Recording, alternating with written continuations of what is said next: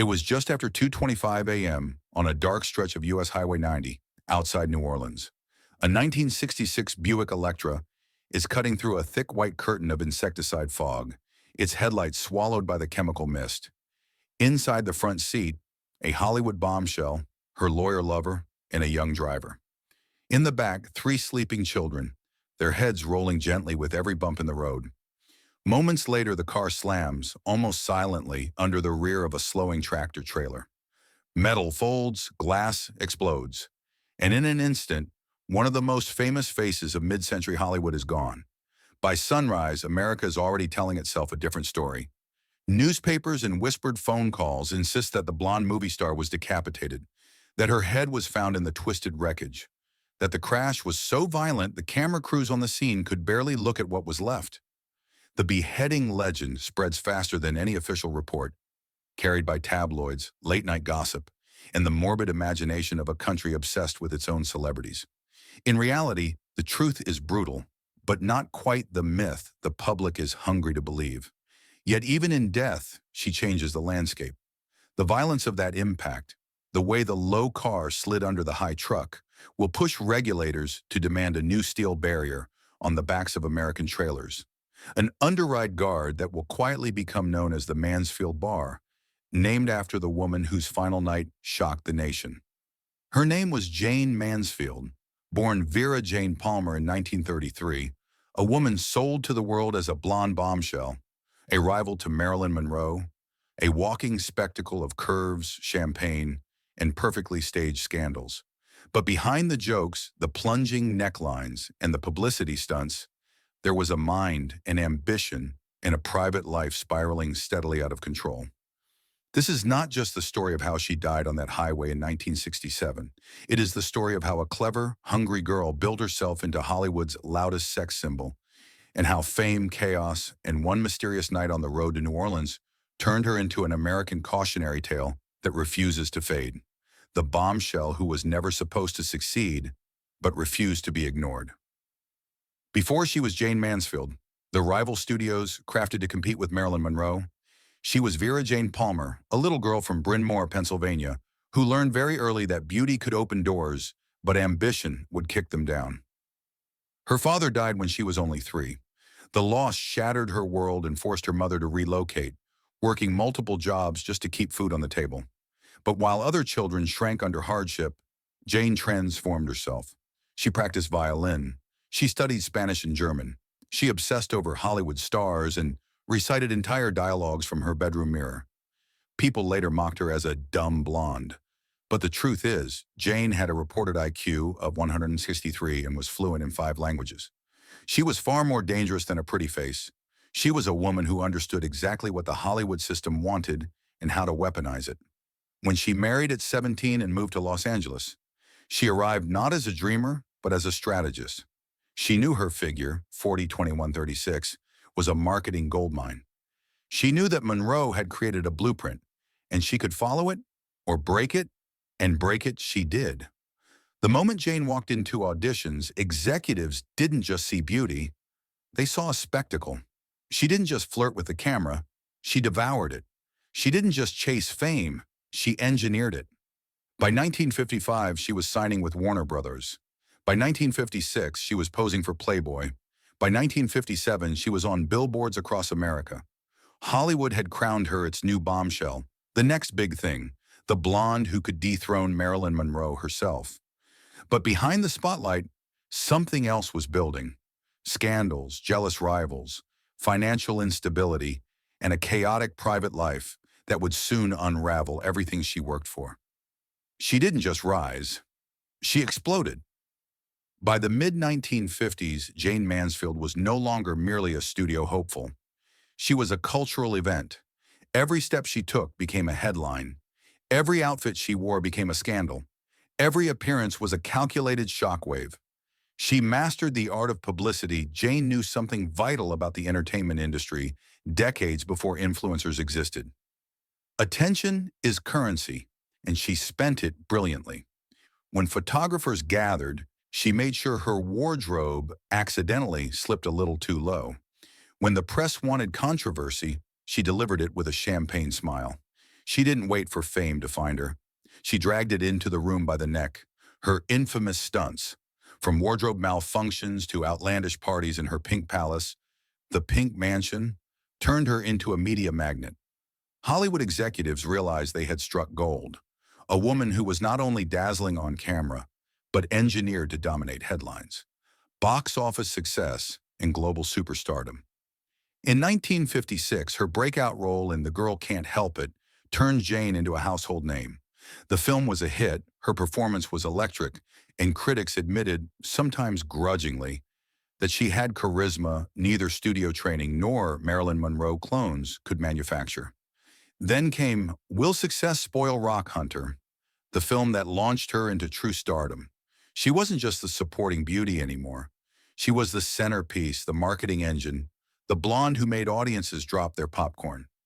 By 1957, Jayne was appearing on TV shows across America, touring internationally, winning a Golden Globe, becoming one of the most photographed women in the world. She had achieved what millions of aspiring actresses only dream of. She became the face of Hollywood's golden age glamour. The rivalry that fueled her fame, publicists loved comparing her to Marilyn Monroe. Magazines asked, "Is Jayne Mansfield the new Monroe?" Both blonde, both curvy, both breathy voices. But where Marilyn was soft tragedy, Jayne was loud spectacle. Fearless, outrageous, and often dangerously ambitious. The rivalry didn't just build her career, it accelerated it. But success came with a cost. As Jayne rose higher, the pressure intensified. Studios demanded more sex appeal. Publicists demanded more scandal. Tabloids demanded more access to her private life. She didn't know it yet, but she was standing on a glittering cliff, one slip away from the fall that would define her legacy. When the spotlight burns too brightly, it always leaves scars. By the early 1960s, the brilliant shine around Jayne Mansfield began to crack. Not because she lacked beauty, talent, or charisma, but because Hollywood itself was changing. The industry that once worshipped blonde bombshells was shifting toward new faces, new tones, new rebels. And Jayne, once the queen of spectacle, suddenly looked like a relic of an older era. Hollywood turns its back.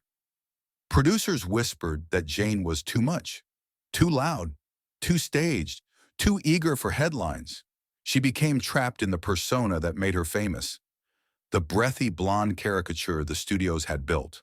Roles dried up, scripts grew cheaper, offers became humiliatingly small. The industry that had once rolled out red carpets now offered her B-movies, European productions, and nightclub acts. Each downgrade chipped away at her empire. The Pink Palace becomes a financial prison, her luxurious home, the iconic Pink Palace dripping in gold furniture and hot pink decor, became both her sanctuary and her downfall. Lavish parties, excessive spending, an ever-growing entourage. Her income shrank, but her lifestyle didn't. Bills piled up, studios stopped calling, and the symbol of her glamour transformed into a reminder of everything slipping away. A love life that spiraled into chaos, Jayne's personal life, was a storm the tabloids couldn't resist. Her marriages were turbulent. Her relationships made national headlines. Custody disputes, lawsuits, accusations of infidelity. Everything became public fodder. She was a magnet for controversy, but the wrong kind. And then came the darkest chapter of all, her association with Anton LaVey, founder of the Church of Satan. Photos surfaced of Jayne with LaVey. Rumors spread of curses, rituals, and dark prophecies. Most of it was sensationalist nonsense. But America loved the narrative. And for Jayne, a star already slipping, the scandal became another weight dragging her down. A career in free fall. By 1966, she was performing in small-town nightclubs, doing low-budget European films, fighting legal battles, struggling financially, battling a collapsing public image. She had gone from Hollywood royalty to Hollywood cautionary tale. But the final tragedy, the one that would define her forever, was still waiting on a dark highway in Louisiana. Some deaths are accidents, others become legends. It was after midnight on June 29, 1967, when Jayne Mansfield left a nightclub engagement in Biloxi, Mississippi. She was exhausted, overworked, and desperate to get to New Orleans for an early television appearance scheduled the next morning. She climbed into a 1966 Buick Electra, accompanied by her attorney and boyfriend, Sam Brody, her driver, Ronnie Harrison, and in the back seat, her three children, including a 3-year-old Mariska Hargitay, who would one day become a celebrated actress. They were driving into humid Louisiana darkness, the highway empty, the night unnervingly quiet. But ahead of them, a mosquito-controlled truck drifted through the road, releasing a thick white fog of insecticide that made visibility nearly zero. The crash, at approximately 2:25 a.m., the Buick plowed directly into the rear of a waiting trailer truck. The car's hood slid under the truck, an underride crash so violent that the top of the Buick was sheared back. The 3 adults in the front died instantly. The children in the back miraculously survived with minor injuries. The aftermath was devastating, but the story that followed was even more haunting. The beheading myth within hours, newspapers across America were whispering the same horrifying rumor. Jayne Mansfield was decapitated. The idea spread like wildfire, fueled by gruesome early police statements, graphic photographs of the crushed car, and the public's morbid curiosity for Hollywood tragedy. In reality, Jayne was not decapitated. She suffered catastrophic head trauma, but the myth became so powerful that even today it overshadows the truth. Many Americans still believe the legend. The conspiracy theories Jayne's death was too dramatic, too sudden, too cinematic for the public to accept without suspicion. Conspiracy theories exploded. Was the accident caused by curses linked to Anton LaVey? Was it punishment for Sam Brody's feud with certain Hollywood insiders? Did the studios know she was becoming too controversial? Was the crash staged due to debts or enemies? There is no evidence for any of these theories, but mystery sells, and Jayne's death became a story America refused to stop telling. The law that bears her name. The accident exposed a fatal design flaw in American trucks. The way the Buick slid under the trailer, known as underride, killed the adults instantly.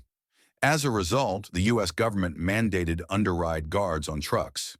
These bars were unofficially nicknamed the Mansfield Bar. Her final moment, unimaginable in its violence, became the reason thousands of American motorists are alive today.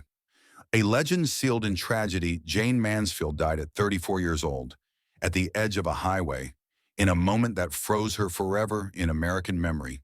Glamorous, chaotic, larger than life, and gone too soon. In Hollywood, some stars fade. Others burn into the public consciousness forever. Jayne Mansfield left the world in an instant, but her impact never left American culture. If anything, her death transformed her from a fading star into a permanent legend, a symbol of both the glamour and the brutality of Hollywood's golden age, the woman behind the myth.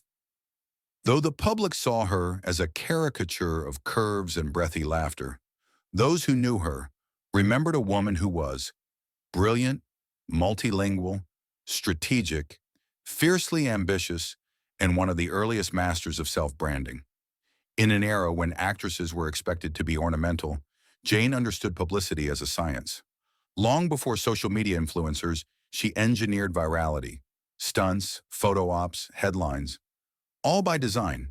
Her legacy in modern celebrity culture is undeniable. The daughter who carried her spirit, one of the most powerful chapters of her legacy, lives through her daughter, Mariska Hargitay, who survived the crash at age 3. Decades later, Mariska became one of the most beloved actresses in American television history, starring in Law & Order, SVU. She often says she carries her mother's strength and her loss in everything she does. Jayne Mansfield may not have lived to see her daughter grow up, but her influence flows directly into one of the most iconic women on television. A cautionary tale for Hollywood. Jayne's life represents a pattern that repeats endlessly in American entertainment. A talented young woman is embraced as a symbol, pushed to extremes, saturated with fame, then abandoned when the tides shift. She is glamorized, weaponized, scandalized, and when she collapses under the pressure, the world acts surprised. Her story is the blueprint for countless Hollywood tragedies that followed, an impact written into American law. The Mansfield Bar remains her most unexpected legacy, a literal, physical reminder on American highways of the night she died. Millions of drivers pass it without knowing her name, yet their lives are safer because of her. Her tragedy reshaped national safety regulations. Her death saved strangers she would never meet. The immortal icon today, Jayne Mansfield, remains a viral documentary subject, a constant point of comparison to Marilyn Monroe, a symbol of golden age glamour, a mystery America refuses to stop revisiting. She burned fast. She burned bright.